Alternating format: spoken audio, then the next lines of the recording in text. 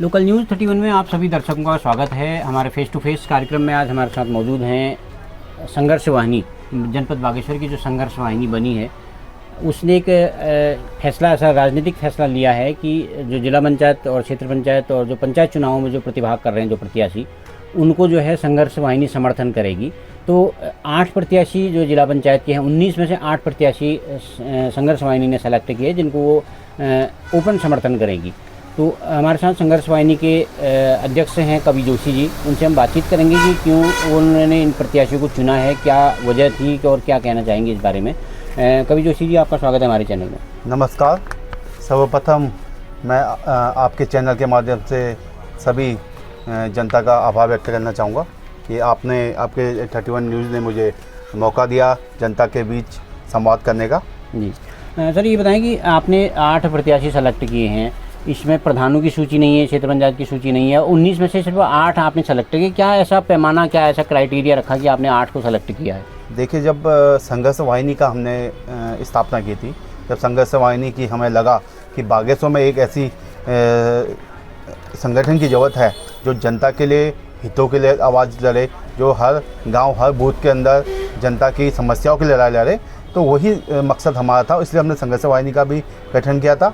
आज जो 8 लोगों को हमने समर्थन दिया है, तो कहीं ना कहीं वो लोग लगातार पिछले 15 से 20 साल से लगातार, कुछ लोग तो ऐसे हैं कि 30-35 साल हो चुके हैं उनको, तो लगातार अपने क्षेत्र की जनता के लिए आवाज़ बनने का काम कर रहे थे और लगातार कहीं ना कहीं जनता के मुद्दों पर लड़ाई लड़ने का काम कर रहे थे। हमने सिर्फ 19 में से सिर्फ 8 ही उन्हीं लोगों पर को समर्थन दिया है जो लोग कहीं ना कहीं योग्य हैं, शिक्षित हैं और अपनी क्षेत्र की जनता के लिए आवाज़ उठाते रहे हैं और संघर्षरत हैं। और भविष्य में भी उनसे हमारी बहुत ज़्यादा अपेक्षाएं हैं कि वो लोग जीतने के बाद भी जिस क्षेत्र से वो जीत के आएंगे, जिन गाँवों से वो जीत के आएंगे, उन गाँवों में जनता के लिए, हर समस्या के लिए लड़ाई लड़ें। और वही मकसद हमारा है। हम इसलिए इन 8 लोगों को समर्थन देने का निर्णय हमारे द्वारा लिया गया। तो मैं बताना चाहूँगा कि जो 8 जो प्रत्याशी हैं उनको मैं बता दूँ। एक तो है शामा क्षेत्र से सुमित्रा पांडे, मन्यूड़ा से गोकुल परिहार, आना से सुनील दोसाद, सिमकुना से सरोज आर्या, सिमगड़ी से बबीता देवी, कौसानी से पूजा मेहरा, निर्मला देवी करके नाम इनका है, और नान कन्यालीकोट से बलवंत राम और पिंगलों से रूपा कोरंगा, ये प्रत्याशी हैं। तो कवि भाई, ये बताएं कि आप इन क्षेत्रों में जाएंगे, आपकी टीमें जाएंगी उस क्षेत्रों में जाके प्रचार करेगी, या आपकी टीमें ऑलरेडी उनमें लगी हुई हैं? हमने दिशा निर्देश दे चुके हैं। हम अपने संगठन के जितने भी लोग, हमारे पूरे बागेश्वर जनपद के अंदर हर गांव, हर बूथों में लगभग हमारी सब टीमें मौजूद हैं। तो वो लोग लगातार कल आदेश जो हमने कल ये बनाया था समर्पण पत्र, उसके बाद सभी संघर्ष वाहिनी के कार्यकर्ताओं से जो भी लोग संघर्ष का साथ देना चाहते हैं उन लोगों को समर्थन पत्र खुला दिया गया था और सब लोग अपने अपने क्षेत्र में लग चुके हैं। और बाकी हम भी, जो हमारी टीम है जिले की, जनपद की, वो सबके सब कोशिश करेंगे कि हम ये 8 के 8 प्रत्याशियों के बूथों में, इनके वार्डों में जाकर इनका समर्थन करने के लिए प्रचार प्रसार करें। और कल से हमारा ये अभियान लगातार बूथों के अंदर चलेगा और कल से हम लगातार लोगों के बीच इनके जो हमने समर्थन दिया है उनके लिए समर्थन मांगने के लिए जनता के बीच जाएंगे। अच्छा कवि भाई, आपके जो विरोधी लोग हैं, विपक्ष के जो लोग हैं, वो भी ये सवाल उठा रहे हैं कि संघर्ष वाहिनी का अभी गठन हुआ है, इसका इतना जिले भर में वजूद है नहीं, ये सिर्फ एक प्रचार पाने के लिए आपने ऐसा एक हथकंडा अपनाया है। तो क्या इसका इतना वजूद है जिले भर में, आपने तैयार खड़ा किया? देखिए, मैं 2005 से छात्र राजनीति से जुड़ा हूँ और लगातार 2005 से लेकर अभी तक 2025 हो चुका है। लगभग 20-22 सालों में, 21 सालों में मैंने लगातार हर जनता के बीच हर क्षेत्र से छात्र राजनीति में लड़कों को उभारने का काम किया है। कई ऐसे अभी क्षेत्र पंचायत, ग्राम प्रधान में भी ऐसे कार्यकर्ता हमारे काम कर रहे हैं जो ग्राम प्रधान, क्षेत्र पंचायत में भी चुनाव लड़ रहे हैं। तो ऐसा नहीं है कि हमारी ज़मीनी पकड़ नहीं है।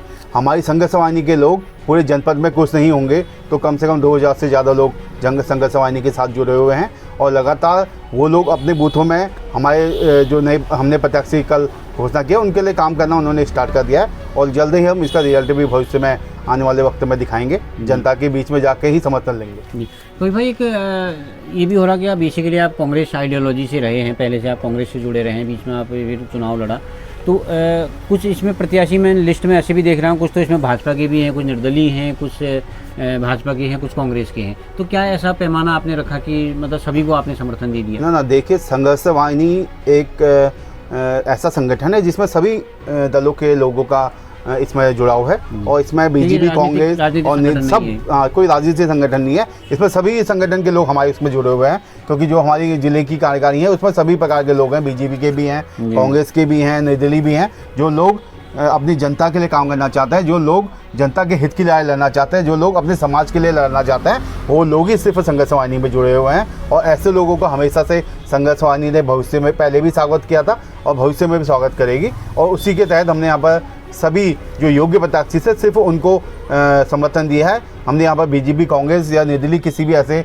को फेवर लेने की कोशिश नहीं की है और जो योग्य थे सिर्फ उन्हीं लोगों को, प्रत्याशी को संघर्ष वाहिनी से समर्थन दिया है। अच्छा, आपने जिला पंचायत सदस्य की सूची जारी की है। लोग ये भी समझ रहे थे कि क्षेत्र पंचायत या ग्राम प्रधान में भी आप नामों की घोषणा करेंगे, लेकिन ऐसा नहीं करा। क्या ये माना जाए कि घोषणा करेंगे आप या ना? हमारा जो हमने ये भी स्टेटमेंट दिया कि हम क्षेत्र पंचायत और ग्राम प्रधानों में भी देंगे, मगर क्षेत्र पंचायत और ग्राम प्रधानों में भी बहुत ज़्यादा लोग चुनाव में मैदान में हैं।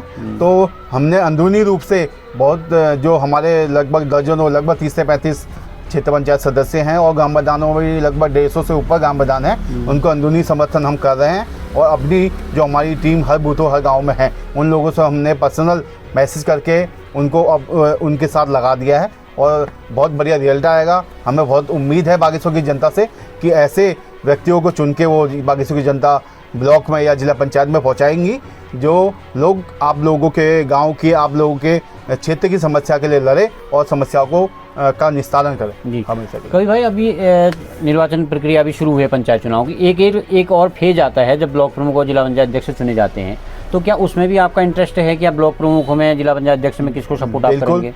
इस बार हमारा मकसद, सबसे मेन मकसद यही है कि हम ऐसे योग्य प्रत्याशी को बनाना चाहते हैं।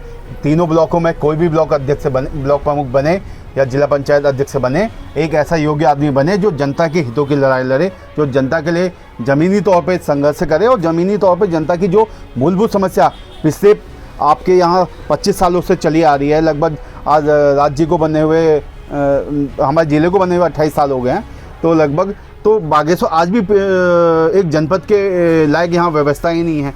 तो मैं चाहता हूँ कि हमारा यही मकसद है कि जनपद में जो जिला पंचायत अध्यक्ष बने और ब्लॉक प्रमुख बने, वो लोग ऐसे लोग चुन के आएँ जो लोग समाज के हितों में लड़ें, समाज की लड़ाई लड़ें और समाज में जिन क्षेत्रों में उनके क्षेत्र पंचायत और लोग हैं उनके लिए अधिक से अधिक सुविधाएं वहाँ पर पहुँचाएँ और अधिक से अधिक जनता के हितों के लिए ऐसे काम किए जाएँ जो जनता को मूलभूत सुविधाएँ जैसे शिक्षा, स्वास्थ्य और बिजली, पानी, सड़क, ये जो चीज़ें हैं, इनमें आज भी बागेश्वर की स्थिति बहुत बदहाल है। आप देखते होंगे बागेश्वर डिस्ट्रिक्ट अस्पताल का क्या हाल है, गरुड़ जो हॉस्पिटल है उसका क्या हाल है, कांडा, कपकोट, काफली गैर, इन सब हॉस्पिटल में आज भी वो मूलभूत सुविधा नहीं है जो होनी चाहिए थी। बस दुर्भाग्य की बात है। और बाकी बागेश्वर के जनप्रतिनिधि जो बड़े बड़े पदों में बैठे हैं, वो लोग भी इस तरफ उपेक्षा के रूप से बागेश्वर की जनता को देखते हैं और जनता आज भी यही मन बना के बैठी है कि कब हमारे बागेश्वर का विकास होगा। जी तो भाई, एक आखिरी सवाल आपसे। 24 तारीख को मतदान होना है पंचायत चुनाव का। पंचायतों की अपनी एक सरकार चुनी जानी है, उनका बड़ा एक प्रभाव बागेश्वर के विकास के संदर्भ में होता है। तो मतदाताओं से क्या आप अपील करेंगे ताकि साफ़ सुथरी व्यवस्था हो, संघर्षशील लोग आगे आएँ और 100% मतदान भी हो? इसके लिए क्या लोगों से आप अपील करेंगे? मैं यही कहना चाहूँगा कि बागेश्वर की सभी जनता से मैं यही कहना चाहूँगा, क्योंकि एक सबसे बड़ी सरकार बोलेंगे, ये छोटी सरकार जरूर होगी मगर पूरे बागेश्वर जनपद के लिए एक सबसे महत्वपूर्ण इकाई है। ग्राम पंचायत से लेकर क्षेत्र पंचायत सदस्य, जिला पंचायत सदस्य जितने भी चुन के आते हैं, कहीं ना कहीं आपके गांव के, आपके क्षेत्र की विकास की रूपरेखा तैयार करी जाती है इनके द्वारा। तो मैं कहना चाहूँगा बागेश्वर की जनता से ऐसे ही संघर्षशील व्यक्ति की समर्थन देना है, ऐसे ही संघर्षशील व्यक्ति को वोट देना है जो आपके आवाज़ लगातार पिछले 5 साल 10 सालों से लड़ते आया हो, जो लगातार आपके क्षेत्र, आपके ग्राम पंचायत, आपके ग्राम सभाओं की आवाज़ बनने का जिसने काम किया हो और जो लगातार आपके कहीं ना कहीं सभी के दुख सुख में खड़ा रहता हो। और ऐसे ही योग्य प्रत्याशी को जिताने की कोशिश करनी चाहिए। और जो इलेक्शनों में चलता है शराब और ये गलत पैसे और इनके प्रलोभन पे ना आते हुए एक योग्य प्रत्याशी को आप जब तक नहीं चुन के आएंगे तब तक आपके गांव, आपके क्षेत्र का विकास होना असंभव है। मैं आप लोगों से हाथ जोड़कर निवेदन करता हूं कि एक योग्य प्रत्याशी को जिता के लाएं ताकि आपके क्षेत्र, आपके पूरे बागेश्वर का विकास सुनिश्चित हो सके। जी, बहुत बहुत धन्यवाद कवि भाई, आपने बातचीत के लिए वक्त निकाला, इसके लिए बहुत बहुत धन्यवाद। धन्यवाद। तो ये थे हमारे साथ संघर्ष वाहिनी के अध्यक्ष कवि जोशी, जिनका स्पष्ट मानना है कि संघर्षशील और जुझारू जो जनता की आवाज़ बन सकें, जो सदन में जनता की आवाज़ को मुखरता के साथ उठा सकें, ऐसे लोगों को सपोर्ट करें। उनका जनता से अपील है और जनता से ये भी अपील है कि किसी लालच में, दबाव में ना आते हुए 100% मतदान में ज़रूर मतदान अपना करें। 24 तारीख को ज़रूर वोटिंग करें। तो इसी तरह की खबरें और आसपास की घटनाओं को जानने के लिए आप देखते रहिए लोकल न्यूज़ 31।